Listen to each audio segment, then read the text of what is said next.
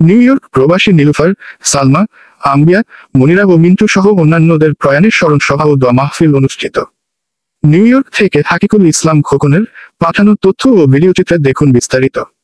New York প্রবাসী বীর মুক্তিযোদ্ধা শওকত আকবর রিচির সহধর্মিণী আওয়ামী লীগ নেত্রী নীলুফার জোয়ারদার, শেখ হাসিনা মঞ্চের সাধারণ সম্পাদক ও আওয়ামী লীগ নেতা কায়কোবাদ খানের সহধর্মিণী আওয়ামী লীগ নেত্রী মুনিরা বেগম, শেখ হাসিনা মঞ্চের উপদেষ্টা ও আওয়ামী লীগ নেতা আক্তার হোসেনের মমতাময়ী মা সৈয়দা আম্বিয়া বেগম, শেখ হাসিনা মঞ্চের সহ সভাপতি ইঞ্জিনিয়ার মিজানুল হাসানের মমতাময়ী মা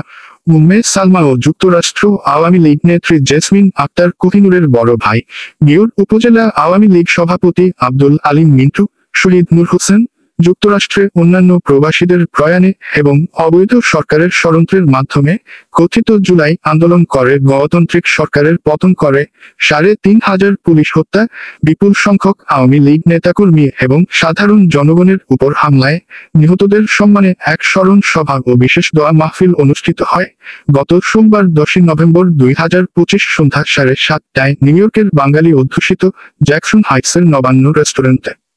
এতে সভাপতিত্ব করেন শেখ হাসিনা মঞ্চের সিনিয়র সহ সভাপতি টিমুল্লাহ এবং পরিচালনা করেন শেখ হাসিনা মঞ্চের সহ সভাপতি ইঞ্জিনিয়ার মিজানুল হাসান।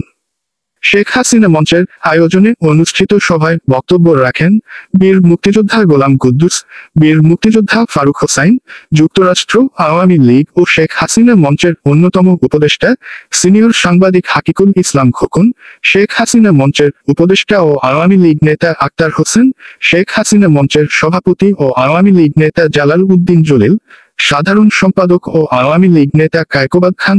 শেখ হাসিনা মঞ্চের সহ সভাপতি ও নিউ ইয়র্ক স্টেট আওয়ামী লীগের সহ সভাপতি আবুল কাশেম ভূঁইয়া, শেখ হাসিনা মঞ্চের সহ সভাপতি দেলোয়ার হোসেন মোল্লা,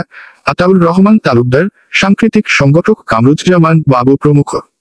সভায় বিশেষ দোয়া ও মোনাজাত পরিচালনা করেন শেখ হাসিনা মঞ্চের সিনিয়র সহসভাপতি ও অনুষ্ঠানের সভাপতি টিমুল্লাহ। আলোচনা সভার শুরুতে মহান ভাষা আন্দোলন থেকে শুরু করে ৬২, ৬৪ এর ৬ দফা, ১১ দফা শিক্ষা আন্দোলন ও স্বাধিকার আন্দোলন, ৬৯ এর গণ অভ্যুত্থান,